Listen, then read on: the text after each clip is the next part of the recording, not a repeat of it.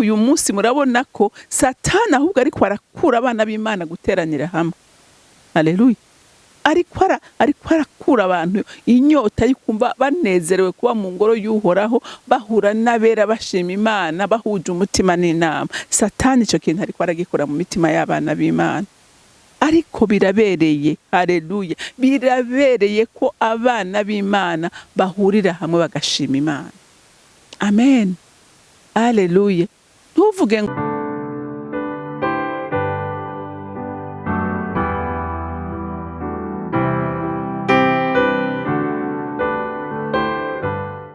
bakunzi bahori CANAAN TV, ndanezerewe kandi gusubira guhura namwe ngo tuganire ijambo ry'Imana.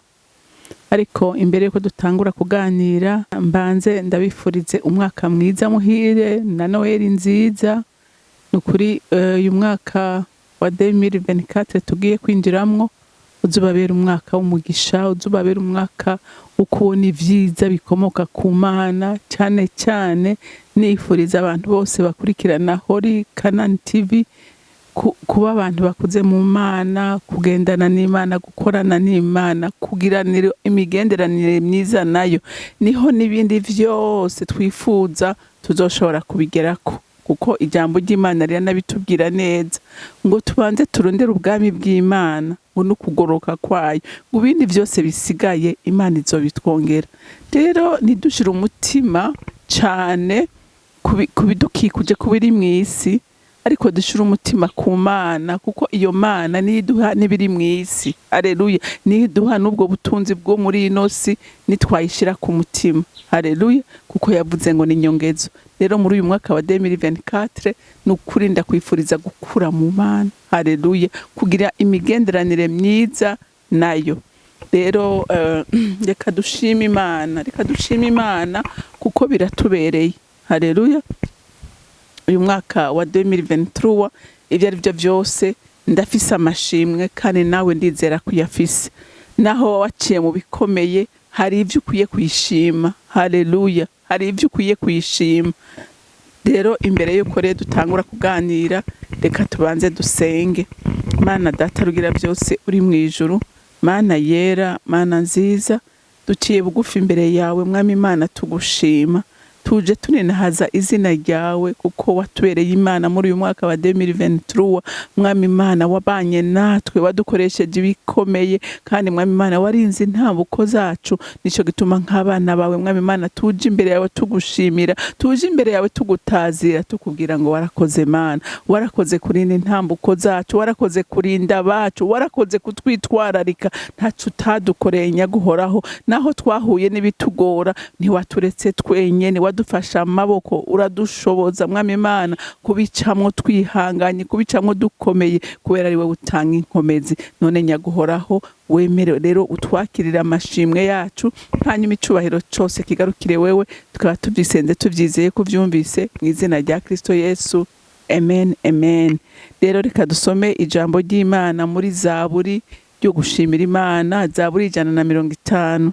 Haravuga ngo haleluya, mushimire Imana ahera hayo, muyishimire no mu kirere cuzuye ubushobozi bwayo, muyishimire ivy'inkomezi yakoze, muyishimire nk'uko bibereye ubukuru bwayo buhambaye, muyishimishe ijwi ry'inzamba, muyishimishe ikembe n'inanga, muyishimishe kuvuza utugoma n'imvyino, muyishimishe ibifise imirya n'imyironge, muyishimishe kuvuza cyane ivyuma by'amajwi arengera, muyishimishe kuvuza ivyuma by'amajwi mwijwi rirengera. Igihumeka cyose nigishime Uhoraho. Haleluya. Urumva ko uyu mwanditsi wa Zaburi yariko arashima Imana. Haleluya. Yariko arashima Imana avuga ko umuntu wese, ndetse si n'umuntu gusa, igihumeka cyose, gifise ubuzima cyose, ngo gishime Imana. Haleluya.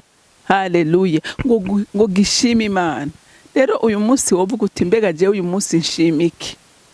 Wovuga uti nshimiki ko jewe mbona nkikujwe n'ibibazo, mbona jewe atakiza kintumbera, ariko nagira ndakubwire muntu w'Imana ngo hari ivyo gushima. Haleluya. hari ivyo gushima. Uyu munsi washoboye kuvyuka warangije uyu mwaka uri muzima, warangije uyu mwaka ushobora kwiyambika impuzu, ushobora gutambuka, ushobora kubona, iryo nishimwe rikomeye gose. Haleluya. Uyu mwaka ubonye ushoboye kuwurangiza ugihagaze mu Mana. Bantu b'Imana, hariho ababivuyemwo. Haleluya. Hariho ababivuyemwo, ariko wewe uyu munsi ukinezererwa kuba mu ngoro y'Uhoraho, nukuri ukwiye gushima Imana, ukayibwira ngo Mana, ntaco narusha uje yabivuyemwo. Haleluya. Ntaco wamurusha, n'ubuntu bw'Imana. Amen. Rero nk'abana b'Imana turafise amashimwe menshi mu mitima yacu. Haleluya. Ngaha yaravuze ngo haleluya, ngo ni mushime Imana ahera hayo. Haleluya. Uyu munsi hariho ivyateye ukumva umuntu akubwira ngo jewe ngo ntibikenewe konja mu ngoro y'Imana. Ngo ntibigikenewe, ariko ijambo ry'Imana mwibuke ko ritubwira neza nguko uko ibihe bikomeza kuba bibi. Haleluya. Ngo natwe ariko dukomeza kwegerana duterana intege dusengera hamwe. Haleluya. Ariko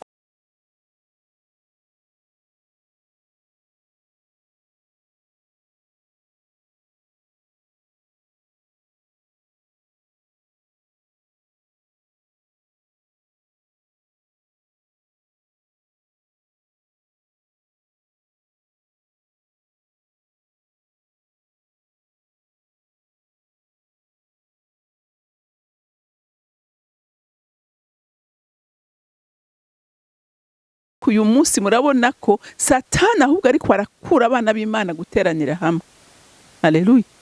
Ariko arakura abantu inyota yikumva banezerewe kuba mu ngoro y'Uhoraho, bahura n'abera bashima Imana, bahuje umutima n'inama. Satani ico kintu ariko aragikora mu mitima y'abana b'Imana. Ariko birabereye. Haleluya. Birabereye ko abana b'Imana bahurira hamwe bagashima Imana. Amen. Haleluya. Ntuvuge ngo jewe ndaja kuri YouTube ngo nkurikira umukozi w'Imana kanaka. Ego si bibi, ni vyiza cane. Ni vyiza cane gukurikira abakozi b'Imana, ukumviriza inyigisho batanga ku ma YouTube, ariko birabereye cane. Haleluya. Birabereye cane guterana n'abera. Haleluya. Guterana n'abera mugaterana intege, kuko icuma ngo gikarisha ikindi. Haleluya.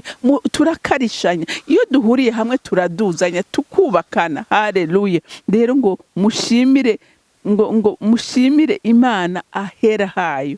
Haleluya. Ngo muyishimire no mu kirere cuzuye ubushobozi bwayo. Haleluya.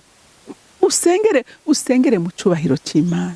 Usenge n'umutima umwe. Haleluya. Guha icubahiro c'Imana ni ukimanura gute, kimanuka gute? Kimanika igihe wewe uri umuntu ufise umutima umutima utakwagiriza icaha. Haleluya. Usengere mu kirere kirimwi, wumva ko harimo presence y'Imana. Mbega urazi ko hari umuntu asenga ukumva by'ukuri ata connection ihari. Kubera iki? Kubera icyaha gituma connection icika, gituma udashobora kuba connected ku Mana, kuko uguconnecta ku Mana ni mpwemu yera. Haleluya. Mpwemu yera nawe ntabana n'icyaha. Haleluya. Ntabana n'umutima ukwagiriza icyaha. Haleluya. Haleluya. Ngo muyishime nk'uko bibereye ubukuru bwayo buhambaye. Inge nkubwire muntu w'Imana, Imana yacu ni Imana yo gushima. Ahubwo je umuntu atanayishima ni wambabaza kandi akantera n'ubwoba. Urashobora kwibaza umuntu atumubaho. Umuntu atumubaho, umuntu ashobora kuvuga ati uyu munsi ivyare nida birarangira uyu munsi, ariko sindamuha agaciro. Umuntu atuma ukomera, umuntu akurinda ku murango no mwijoro, ariko ntumuha agaciro. Haleluya. Imana yacu niyirindi intambuko zacu ku murango no mwijoro. Imana niyo muteramyi wacu. Haleluya. Haleluya. Imana niyo ituma ukomera, Imana niyo ituma ufungura, Imana niyo ituma wamba, Imana niyo iguha inkomezi, niyo iguhamagara, niyo iguha ikintu cose. Ariko uyu munsi ukaba uhishijwe, amaso yawe akaba ahishijwe guhimbaza Imana. Haleluya.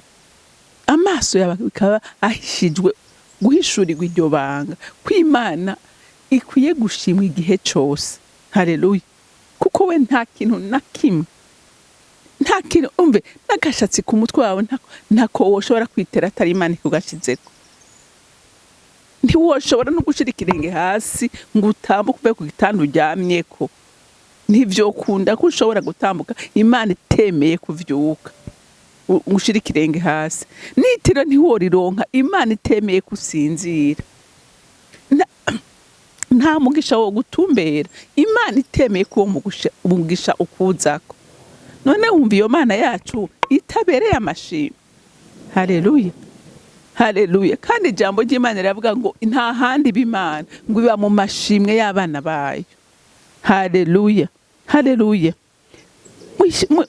Ngo muyishime nk'uko bibereye ubukuru bwayo buhambaye. Imana yacu irahambaye. Imana yacu nta kinani, Imana yacu nta kisoba. Haleluya. Ngo muyishimishe ijwi ry'inzamba, muyishimishe ikembe n'inanga. Haleluya.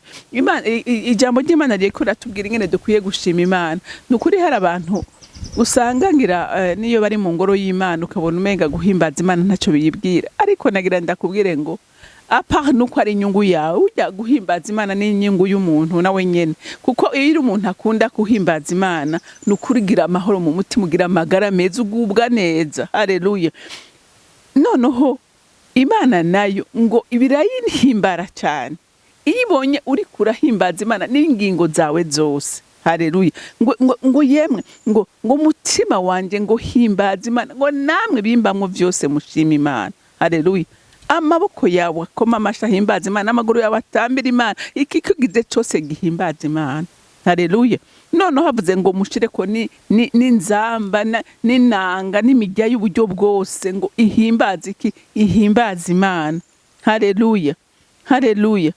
Muyishimishe ibifise imirya n'imyironge, muyishimishe kuvuza cyane ivyuma by'amajwi arengera, muyishimishe kuvuza ivyuma by'amajwi mwijwi rirengera. Haleluya, haleluya. Iyo abantu bariko barahimbaza Imana biraryoshe kandi nawe birakuryohera kandi n'Imana bikayihimbara.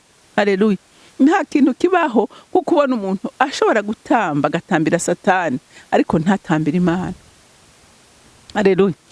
Hariho n'abantu usanga baja mu maboîte de nuit bagakesha ijoro batamba, ariko bagera mu ngoro y'Uhoraho ugasanga ntibashobora no guhaguruka ngo batambe. Ariko ijambo ry'Imana rero kuratubwira ngo duhimbaze Imana n'amajwi yacu, duhimbaze Imana n'imirya y'uburyo bwose. Haleluya. Mu ndirimbo, mu nanga, ikintu cyose kibaho ngo gihimbaze Imana. Haleluya, haleluya. Ugasanga umuntu ariko aratamba n'indirimbo atamba ico ziriko ziravuga, hari n'izishimagiza Satani, ugasanga umuntu ariko arazitamba nezerewe atazi n'ivyo ariko arakora. Ariko noneho uri kuhimbaza Imana mu rurimi wumva bikakunanira guhaguruka ngo himbaza Imana. Ariko ndakwifuriza muntu w'Imana ngo usubize agatima inyuma, wibuke ibyiza yagukoreye muri uyu mwaka, uyitazire, uyihimbaze, uyiririmbire, uyininahaze, kuko Imana yacu yatugiriye neza. Haleluya, haleluya. Ngo igihumeka cyose ngo nigishime Uhoraho. Haleluya, haleluya. Bantu b'Imana, nukuri nta kintu cyaremwe kitubaha Imana. Ibintu byose byaremwe byubaha Imana. Usomye Zaburi 148 udufata kanyo usome, mwijuru abamarayika ntibarahengeshanya kuririmbira Imana. Ibikoko inyoni mu kirere ziraririmba, zitazira Imana, zishima Imana. Ibiti bishima Imana, inzuzi icyaremwe cyose gishima Imana.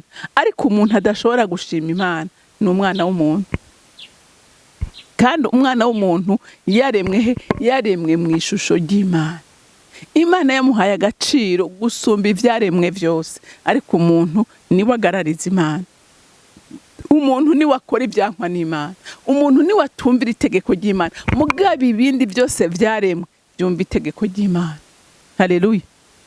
Uyu munsi Imana ivuze ngo wamvura wegwa unonye n'ikigwa, ivuze ngo waruziwe uzura ubwo nyene. Mwibuke Imana itegeka urufi igihe cya Nowa, ibwira urufi ngo uzira umuziro ntihagire icyo ukoze uyo muntu. Urufi ruramureka ntacyo rwamugira. Hama Imana iramubwira ngo ufate uyo muntu umujyane ugende kumusuka Ninewe ku musenyi w'Ininewe, urufi ruramujyana ujya kumushira ku musenyi Ininewe. Ariko umwana w'umuntu niwe afise umutima utubaha Imana. Ariko nagira nkubwire muntu w'Imana ngo subiza ubwenge inyuma, urabe iby'Imana yagukoreye muri uyu mwaka byose. Haleluya. Ubirabe.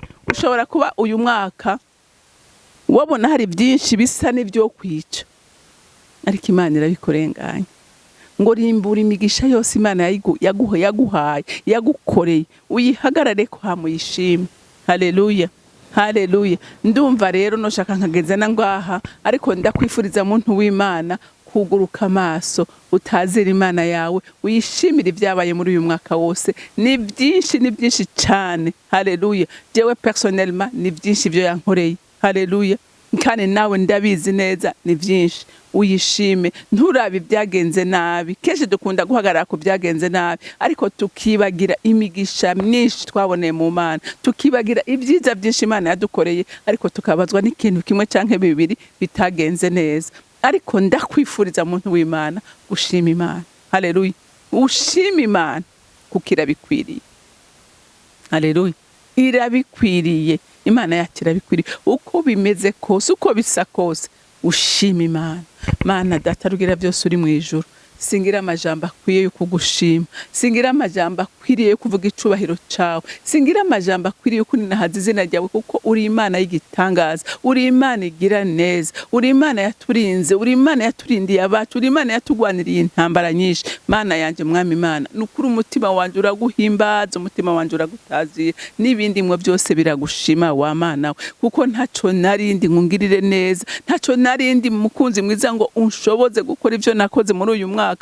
Niyo Mana waturindiye abacu, kuko Satani ntacatakoze kugira ngo ahungabanye ubuzima bwacu, ariko wabaye Imana uratunyegeza, uduhisha mu kiganza cawe gikomeye. None imitima yacu iri kwiragushimira, nawe aho uri ku ntebe yawe y'icubahiro mu ijuru, wemere wakira amashimwe yacu nyaguhoraho. Mana we ndagushimiye, uri umwizigi, uri umutabazi mwiza utabura guseruka mu byago no mu makuba, uri umwungere mwiza turagira kandi akaturagirira, uri byose muri byose. Rero mwami Imana urakoze kwemeye kwakira amashimwe yacu, nta kindi dufise toguha Mana, ariko ico dufise no kukubwira ngo warakoze Mana, uri gitangaza, urera kandi uragorotse. Urakoze kubyumvise, hama icubahiro cyose n'amashimwe yose agarukire wewe. Nkaba ndabisenze ndabyizeye ko byumvise mu izina rya Kristo Yesu. Amen, amen. Mwarahezagiwe, mugira umunsi mwiza.